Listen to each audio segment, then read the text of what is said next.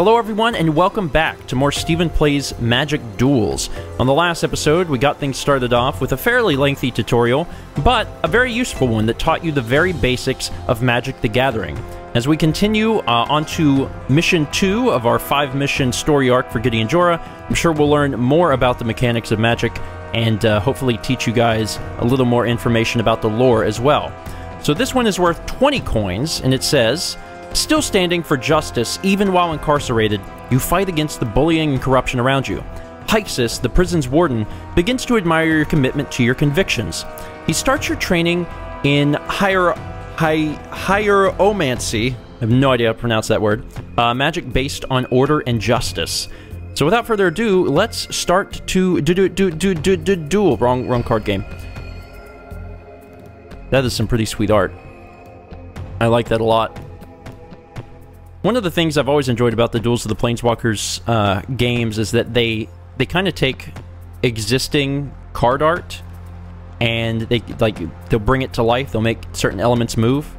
I guess Wizards has just done that in general for some of their marketing, but it's still really, really cool, and it's a neat effect that I really appreciate, especially when done well. Training drone. Looks like we need to learn something new. A turn in Magic is broken into several phases. At the start of your turn, you'll untap all your tapped cards and draw a card. There are two main phases, one before combat and one after. Most spells can be cast only during one of your main phases. If a card in your hand is glowing, it means you can cast that spell or play that land. You've already seen the combat phase, when creatures attack and block. All damage dealt to creatures heals at the end of the turn. After that, the next turn begins. This skill quest starts in your first main phase. A Darkslick Drake stands between your Elvish Warrior and victory. Find a way to attack and win this turn. I'd love to. So let's see what we have available to us. We have got an island, okay, and Unsummon, which is a classic Magic the Gathering card. For a single blue mana, you can cast at instant speed, return target creature to its owner's hand. Now, I'm sure they'll explain this a little later, but the cool thing about instants is that they can be cast on your opponent's turn, which means that you could cast this as your opponent is ready to hit you and send that creature right back to their hand. So we've got a 2/3. They've got, if I can go over onto their side of the battlefield, there we go. They've got a Darkslick Drake. So this is a 2/4 flying, and when it dies, they get to draw a card. So what we really need to do is unsummon that guy. Let's start by playing an island, because otherwise we wouldn't be able to afford to unsummon in the first place. And let's unsummon that Drake. It's gone. It's now back in their hand. We're going to enter the attack phase, attack for 2, and win the game. So throughout the campaign, throughout these little missions, they're going to be bringing up these little skill quests. Good job. Casting the right spell at the right time can be the difference between defeat and victory. The skill quests are useful because, for one, they give us coins, which is nice, but also they help explain to you guys exactly what the mechanics do. So now that we've done that, we are into the actual game here. So, what are we doing? We've got Plains, Elite Vanguard, Glory Seeker, Oresco Swiftclaw, and Eagle of the Watch. All cards that should be very familiar if you watched the first episode of Magic Duels. Start with a Plains and an Elite Vanguard. Elite Vanguard's actually a very fun card. In the 2010 core set, there were soldiers, and the soldiers could build up the other soldiers. Really, really fun, fun deck. So what's this guy gonna do? Passing over to me, I get another Plains. It says use that one. I say no, I'll use this one. Glory Seeker and Oresco Swiftclaw. I am all about getting more damage as fast as possible. Let's pour it. Let's put the Swiftclaw in.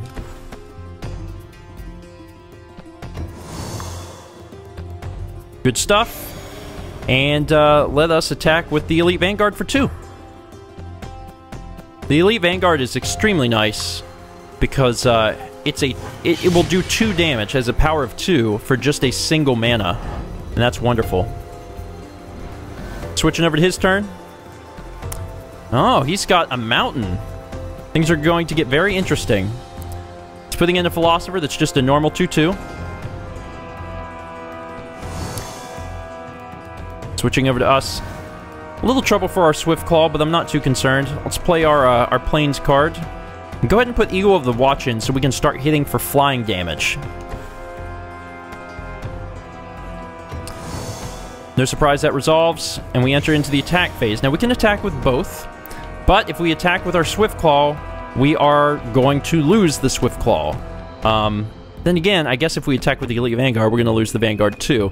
If we attack with both, he's going to take the Swift Claw and we'll keep the Vanguard.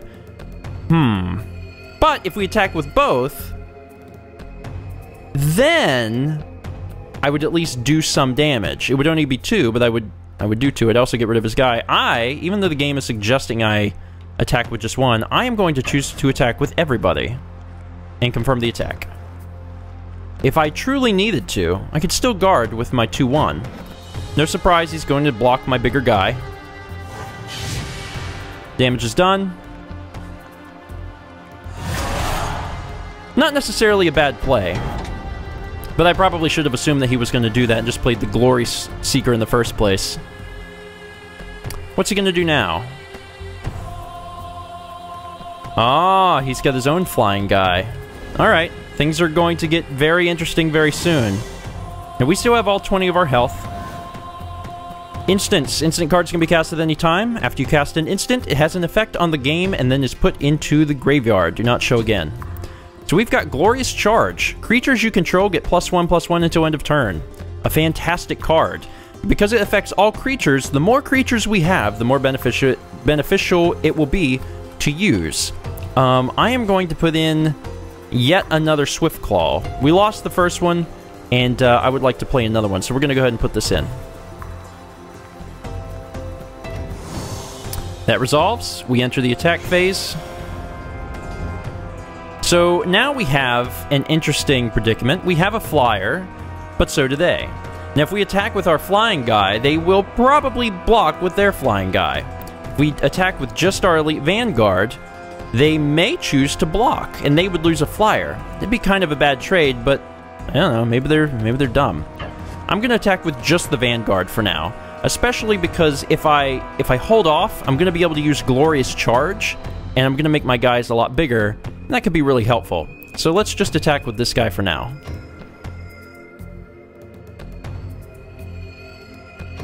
No blockers. Wants to keep that flying guy. Also, it should be noted that I am by no means a Magic the Gathering expert. I just wanted to throw that out now. I enjoy playing the game, and I feel like I understand the mechanics of the game pretty well.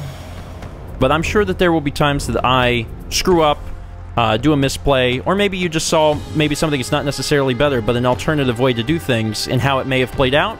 Feel free to talk about it in the comments. Things that maybe I should have done or should have thought about. 2 Glory Seekers. Oh boy. Things aren't so one-sided anymore. But I do have another Eagle of the Watch. One of the things I was hoping to get was some more land, but that has not happened. So we're going to put in yet another Eagle. And we enter the attack step. This is, problematic. I'm thinking of skipping the attack. See, if I continue to wait, my guys are going to get bigger, and that could be helpful. Now, the only problem is, even though my guys are going to get bigger, like, if, for example, my 3/1 here, I go here, I got a 3/1, I got a 2/1, I mean, their 1 toughness is still only going to be taken up by 1, so maybe I want this guy to swing at me, and then I can next turn swing full force with the Glorious Charge. It's hard to tell what to do exactly right now. Things are pretty even. I think the best course of action is to skip the attack. So that's what I'm going to do. I have board advantage. I have more guys than he does, but he's got more land. What's he going for? Nothing. He's not attacking either. There's a land card. I'm gonna put the land card and play both of my Glory Seekers. I would love to have more guys than he does, so I will. Now, as a result, I can't play Glorious Charge, but that's okay, I can wait. Enter the attack phase. I have more people than he does. I've got 2 flyers, and the game is suggesting that I attack with these specific guys. I see why. If I attack with both flyers, only one of them can block me. And the Elite Vanguard can kill whatever other guy they want to throw my way. I'll keep my 3/1. Let's do it. Let's confirm the attack. See how he blocks. He blocks about as I expected him to. So the flyers are going to trade. One of my flyers is going to do 2 damage. And the Glory Seekers are going to trade too. We each lose 2 guys, but he also loses 2 health. What's he going to do now? Putting in yet another mountain. Not attacking, because he knows he will be creamed. What is this? Greatheart, a 2/4. Well, I was thinking about Glorious Charging soon, but I think I'll hold off a little bit longer. Put in the Glory Heart, or Great Heart, and choose to attack. It's suggesting I swing with everyone, and honestly, I can't say I disagree. Now, if we swing with our flyer, he's not going to be able to block us anyway, so that's 2 free damage there. He's probably going to take out my 3/1, but that's okay because I'll take out his guy. He won't have any guys left, and I'll still have 4.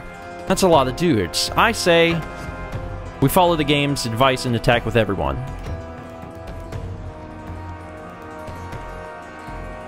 He chooses 1 blocker, of course the 3/1. Oh god, what's this? Lightning Strike. Lightning Strike is an instant that deals 3 damage to target creature or player. Okay. And he's using it on the Great Heart to take the Great Heart out before it even does damage. Very nice. I was not expecting that. Still going to do some damage to him. And these guys, of course, are going to trade. Well then. His main puts in a card. Playing a Philosopher. Sure, sure. My turn. Well, this is an interesting setup. I have got 2 Glorious Charge cards. Fun. Now, the Glorious Charge, I can cast both of these if I want. They would each get +2/+2, which means all of my guys would be 4/4s. Well, I'd have 2 4/4s and a 4/6. He's going to be able to guard 1. He's probably going to guard the 4/6, which means that the guy is still going to take 8 damage. This is not a bad move. Now, we can, because these are instants, we can actually cast them now during our main phase, or we can actually cast them during the attack step as well. I'm just going to cast them now because I think that's what the game wants me to do. I mean, I guess the guy could have something... maybe not. We'll just hit continue. We'll go to the attack step. So this is where I choose attackers. So that's what we need to start with, is choose who we're going to attack with. I'm going to attack with all. I'm going to hit confirm attack. Then I'm going to stop the timer. You press X to stop the response timer. Use this time to think, or to use an instant or ability. When you're through, press Y to resume play. So now that I've paused time, I can use Glorious Charge to power up all of my creatures, +1/+1. Then I'm going to stop the timer and play the other one.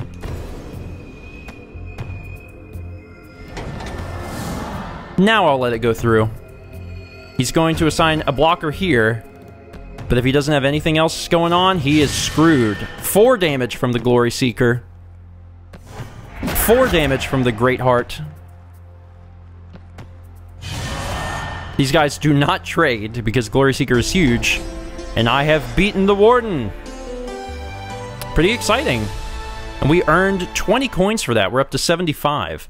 If my understanding of the game is correct, you need 150 to earn a booster pack, and the booster packs contain 6 cards. And I guess once we start earning booster packs, we'll be able to to alter our deck. 4 years under the guidance of Hixus has shaped you into a powerful combat mage. Hixus believes your natural talent for wielding magic bellies something special about you. He suspects that, like his own mentor, you may be a Planeswalker. Very cool, very cool. So we've beaten the second mission.